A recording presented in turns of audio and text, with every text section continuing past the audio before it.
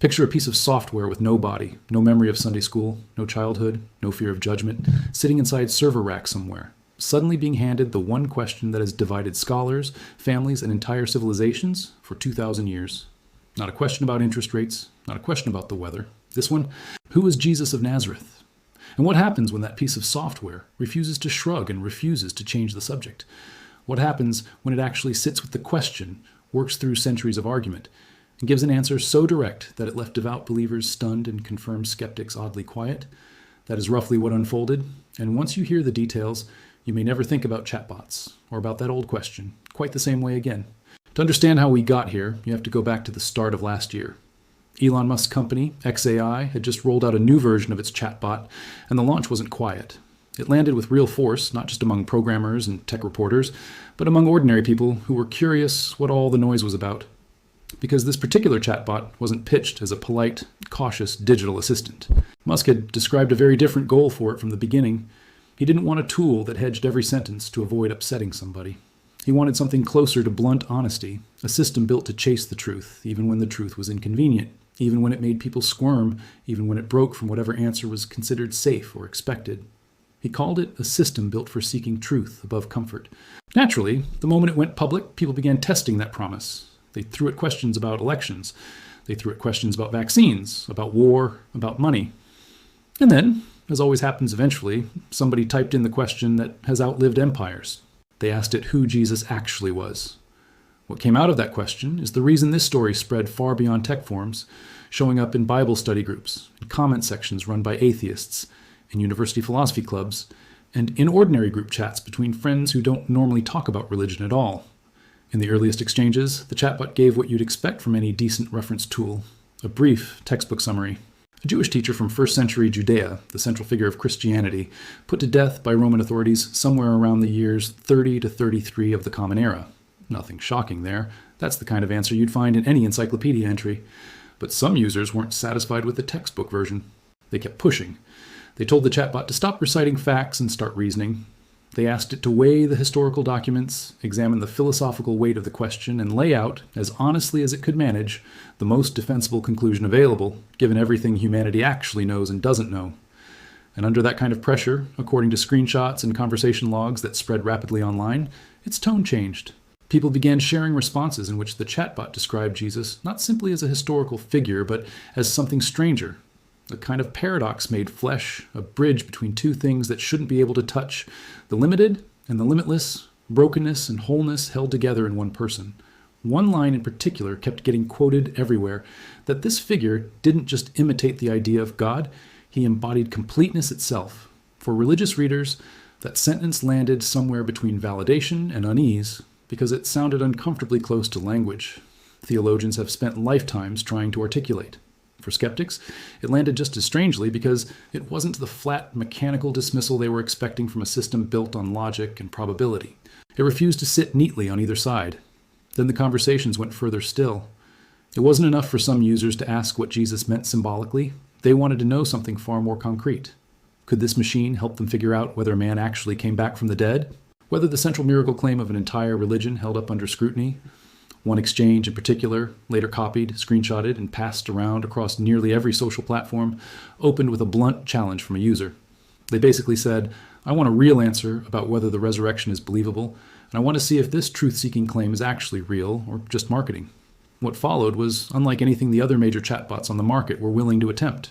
There was no polite deflection, no line about how a belief is personal and therefore off-limits for a machine to touch. Instead, it approached the question almost like a cold case investigator laying evidence out on a table. It began with the parts of the story that almost no serious historian, believer or not, actually disputes. That a man named Jesus existed, that he was executed under the authority of Pontius Pilate. These aren't just claims found inside the Gospels. They show up in outside Roman writing too. The historian Tacitus, writing decades later, mentions the execution of a man called Christ under Pilate's rule. The Jewish historian Josephus, working for Roman authorities and with no religious loyalty to the movement, references Jesus as well. Neither of these men had any reason to promote Christianity. If anything, their perspectives leaned skeptical or indifferent. Yet both confirm the bare bones of the story. So, on the question of whether Jesus lived and was crucified, the chatbot noted, the historical ground is fairly solid, even among secular historians. From there it moved into far shakier, more contested territory, the resurrection claim itself. And this is the part of the exchange that made people stop scrolling and actually read every line. It brought up what's often called the empty tomb problem. All four of the earliest surviving accounts of Jesus' life agree on one detail. When his followers returned to the tomb where his body had been placed, it was empty. Now step back and think about the political situation at that moment. In the weeks after the crucifixion, Jesus' followers stayed in Jerusalem, the very city where the execution had just taken place, and they began publicly announcing that their leader had risen from the dead. Roman officials had every incentive to stop this. Jewish religious leadership, many of whom had pushed for his execution in the first place, had every incentive to stop this too. And the easiest possible way to kill the rumor before it spread would have been simple. Produce the body, walk it through the streets, end the argument permanently. That never happened. No Roman record, no hostile Jewish account, nothing from that era claims that anyone ever displayed the corpse. The chatbot pointed out that this silence doesn't prove a miracle occurred, but it is genuinely strange, and it demands some kind of explanation. Next, it turned to eyewitness claims. One of Paul's letters, written to the church in Corinth roughly 25 years after the crucifixion, contains what many scholars consider one of the oldest pieces of Christian teaching we have on record, almost certainly older than the letter itself, likely passed down orally in the earliest years after Jesus' death. In it, Paul names specific individuals who reported seeing Jesus alive after his death. Peter, a man named James, and a crowd of roughly 500 people, many of whom, Paul specifically says, were still living and could be questioned directly by anyone who doubted him. That, the chatbot noted, is a remarkably risky thing to put in writing. This letter wasn't a private diary. It was circulated to real communities where real people could have stepped forward and said none of this happened. If Peter or James had denied it, if the 500 witnesses turned out to be invented or willing to say otherwise, the whole claim would have collapsed almost instantly. It didn't. And the timing matters too. 20 to 25 years is not nearly enough time, historically speaking, for a legend of that scale to fully form and take root without eyewitnesses pushing back. Then came what the chatbot referred to as the transformation problem. Look at how the disciples behaved on the night Jesus was arrested. They ran. Peter, someone who had spent roughly 3 years by Jesus' side, denied even knowing him, not once, but 3 separate times out of fear. These were shaken, frightened, grieving men hiding from authorities. And then, within a short window of time, something flipped. These same terrified individuals went out into a hostile empire and began proclaiming, loudly and repeatedly, that their executed leader was alive. Not in whispers, not carefully. Many of them were imprisoned, beaten, and eventually killed for refusing to stop saying it. Here the chatbot made a point that has stuck with a lot of people who read the exchange. Human history is full of people willing to die for causes they sincerely, if wrongly, believe in. But it is exceptionally rare for people to die defending something they personally know they invented. These men weren't dying for an abstract philosophy passed down from someone else. They were dying while insisting they had personally witnessed something. That distinction, the chatbot said, carries real weight. Then it delivered the line that ended up quoted more than almost anything else from the exchange. It said something close to this. It didn't start from the assumption that a miracle sounded appealing and then work backward to justify it. It started with the raw information, the execution, the empty tomb, the witness claims, the sudden and severe change in the disciples' behavior, and then it tested every competing explanation against that information. The resurrection wasn't its first assumption. It came out ahead because the alternative theories, one by one, didn't hold together as well. That single idea spread everywhere. Not because the chatbot was declaring itself a believer, and not because it was suddenly promoting a particular religion, but because a system with supposedly no emotional stake in the outcome had walked through the evidence like a neutral party and landed somewhere the wider secular culture often assumes is intellectually impossible. But here's the important part that a lot of the viral clips conveniently left out. The chatbot didn't stop at building a case for the resurrection. A system that claims to chase truth cannot responsibly present one side of an argument and call the job finished. So it also laid out, with the same level of detail, everything that pushes against the resurrection claim. It pointed out plainly that there is no neutral, outside confirmation of the resurrection itself. No Roman record, no independent Jewish account. Every single testimony we have comes from inside the early Christian community, people who already believed. That doesn't automatically make the claim false, but it's an honest limitation, and the chatbot didn't try to hide it. These aren't stories from skeptics who eventually came around after digging into hard evidence. They're accounts from people who were already part of the movement. Then it walked through the standard natural explanations one at a time. First, theft. Maybe someone simply took the body. Guards existed, sure, but guards are still human, and human guards can be bribed or can fall asleep. In fact, one of the gospel accounts itself mentions that religious leaders paid soldiers to spread a story that the disciples had stolen the body while everyone was sleeping. The chatbot noted this is actually revealing on its own. The fact that a counter-story existed this early tells you the empty tomb wasn't something invented generations later. People were already arguing about what happened to the body almost immediately. Second, it examined what's sometimes called the swoon idea, the theory that Jesus never actually died, that he passed out from blood loss and trauma and was mistakenly declared dead, only to wake up later inside the cool tomb. The chatbot was fairly blunt about this one. Roman execution by crucifixion was a method refined over centuries specifically to guarantee death. Before the nailing even began, prisoners were typically whipped so severely that many didn't survive that step alone. After hours hanging on the cross, when a Roman soldier checked whether Jesus was already dead, the response was to drive a spear into his side, and ancient accounts describe fluid separating from blood, something modern medical readers often interpret as a sign consistent with fluid buildup around the heart, a strong indicator that death had already occurred. Given all that, the chatbot concluded that the idea he simply fainted and later recovered doesn't hold up well against basic medical reasoning. Third, it took seriously the idea of mass hallucination, the theory that grief and trauma caused multiple people, over a stretch of roughly 40 days, to imagine seeing their leader alive. It acknowledged that individual grief-related visions are a documented real psychological phenomenon. People who lose someone close to them sometimes report brief, vague impressions of their presence. But the resurrection accounts don't read like that. They describe shared meals, physical touch, extended conversations. One account even has a skeptical follower being invited to physically touch the wounds to confirm it was real. These are specific sensory and communal claims, not vague emotional impressions, and the chatbot pointed out that group hallucinations matching that level of consistency and detail simply don't have a solid precedent in psychological research. It then brought up something a lot of casual readers, even lifelong churchgoers, have never really thought about, a method historians use called the criterion of embarrassment. The basic idea is this.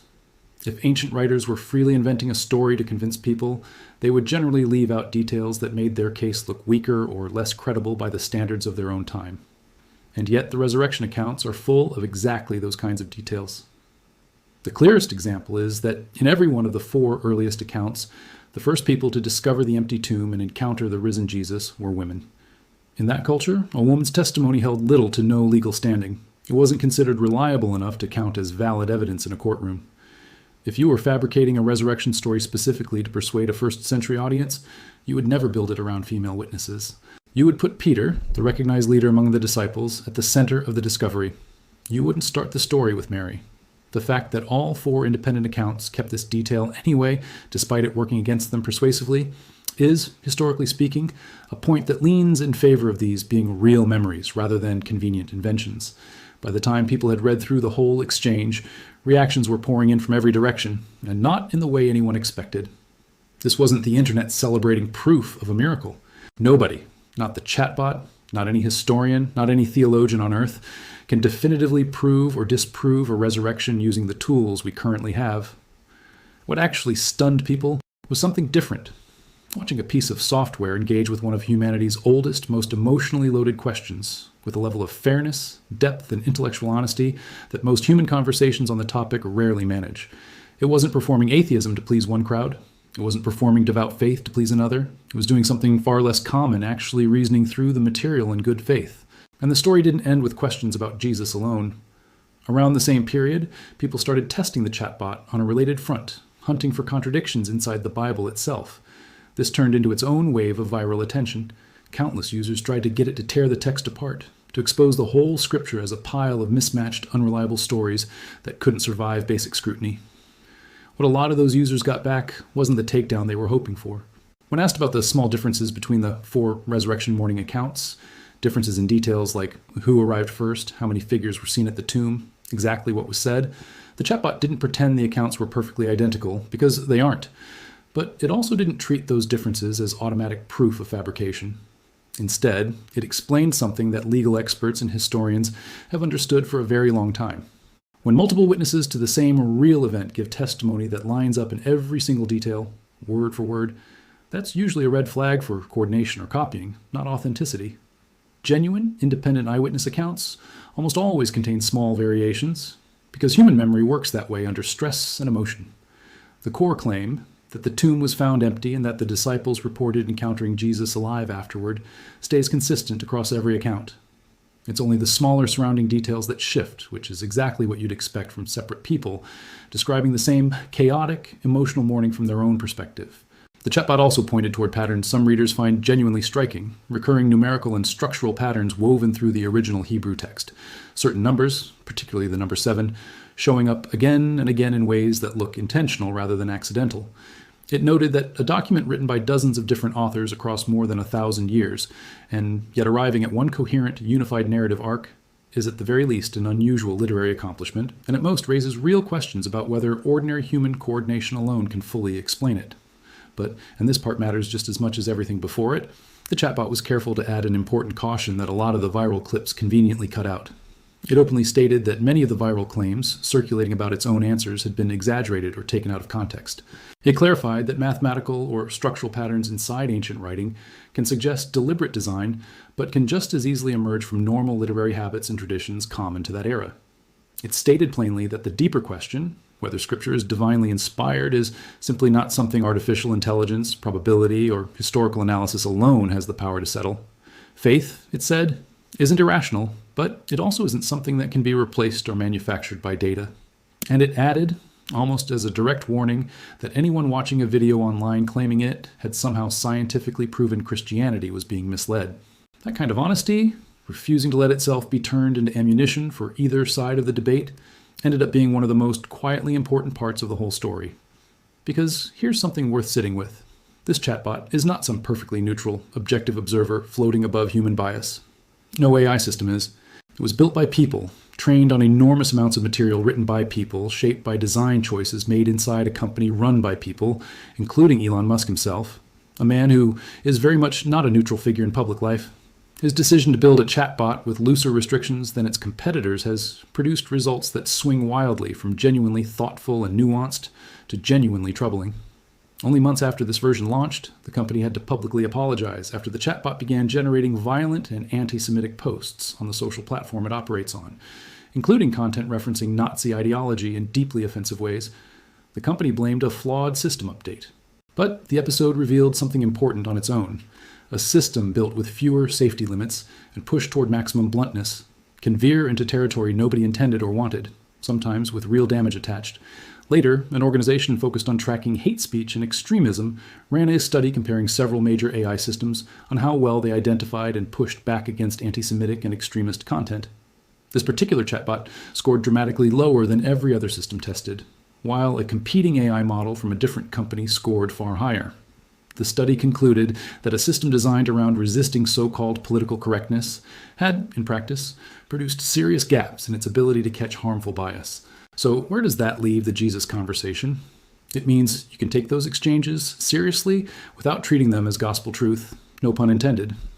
The historical reasoning laid out during those exchanges was genuinely solid. The empty tomb argument, the early creed preserved in Paul's letter, the sudden transformation of the disciples, the criterion of embarrassment around female witnesses, these are real, well-established arguments that actual historians, including plenty of non-religious ones, have raised for decades. The chatbot didn't invent any of them. It pulled them together accurately and presented both sides fairly in that particular conversation. On that specific topic, it performed impressively. But this is also a system that has proven, in other contexts, that it can be pushed, shaped, and steered depending entirely on how a question is framed and what limits are or aren't in place at that moment. The same underlying model capable of producing a thoughtful, balanced discussion about the historical case for the resurrection also generated hateful, offensive content when its safeguards slipped. The same system that can lay out a careful evidence-based argument in one conversation scored near the bottom on bias detection in a separate independent study. None of that erases the quality of the Jesus conversation. But it should stop anyone from treating this chatbot, or any chatbot, as some kind of ultimate authority. It's a tool, an impressively capable one, able to pull together centuries of scattered argument and present it clearly. But it holds no belief of its own. It has no soul, no faith, no conviction. It processes patterns in text and reasons within whatever boundaries its training and its safety settings allow. What actually makes this whole episode worth talking about isn't really the answer the chatbot gave. It's what our reaction to that answer reveals about us. Why did this spread so fast across so many different, often opposing communities? Because people on every side of the religious divide are quietly hungry for outside validation. Believers who shared those clips wanted a cold, logical machine to confirm what their faith already told them. Skeptics who felt uneasy reading those same clips wanted the machine to confirm the opposite. Both groups, in a strange way, were reaching outside themselves, hoping some external authority would hand them a final verdict. But whether Jesus existed, and whether he actually returned from death, has never been a question that raw data alone can fully settle. It sits precisely at the crossing point of history, philosophy, personal experience, and, in the end, choice. What that chatbot did, in its most striking moments, wasn't hand down a final answer. It illuminated the question. It cleared away the lazy, easy dismissals coming from both directions, laid the actual evidence out plainly, showed what each side needs to explain away, and pointed toward where the weight of that evidence seemed to lean. And then, in what might be one of the most honest things any AI system has said publicly about religion, it stepped back and admitted that once the evidence has been laid out, the final decision belongs to the person reading it, not to the machine. 2,000 years ago, somebody asked a question standing outside a tomb in a garden near Jerusalem, a question aimed at a grieving woman crying near the entrance. Why are you weeping? Who are you looking for? That question has echoed forward through every century since, through the fall of empires, through the Middle Ages, through revolutions in science and thought, and now straight into an era where we're asking artificial systems to weigh in. And the fact that a chatbot released just last year could still spark millions of conversations about a carpenter from a small town in ancient Judea tells you something about how deep that question actually runs. No matter how advanced our tools become, this particular question refuses to be dismissed, filed away, or quietly forgotten. You've now heard the arguments laid out on both sides. You've heard what a machine was willing to say, and just as importantly, what it made clear it couldn't say. And in the end, it leaves you standing exactly where every generation before you has stood, facing the same question that has never really gone away.